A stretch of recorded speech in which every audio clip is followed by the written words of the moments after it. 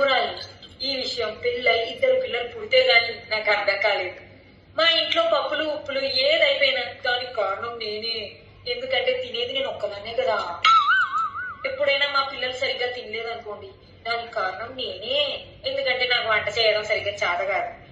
ఇంకెప్పుడైనా వాళ్ళకి తిన్నదనక గ్యాస్ వదిలేరనుకోండి, దానికి కారణం కూడా నేనే. ఎప్పుడైనా మా ఆయనకి ఆఫీస్ లో విపరీతమైన వర్క్ ఎక్కువ ఇచ్చారనుకోండి, దానికి కారణం కూడా నేనే.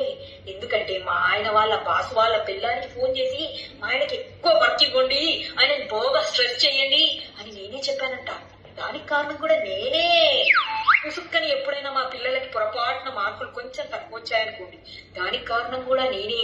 ఎందుకంటే వాళ్ళ స్కూల్లో టీచర్లలాగా పాఠాలు చెప్పేది నేనే, ఇంట్లో ట్యూషన్ చెప్పేది నేనే, వాళ్ళకి చదివించేది నేనే, ఆఖరికి ఎగ్జామ్ రాసేది కూడా నేనే. కాబట్టి ఇన్ని కారణాలకు కారణభూతురాలైన నాకు తలనొప్పి రావడానికి పెద్ద కారణాలు ఏం అవసరం లేదనుకుంటా కదా.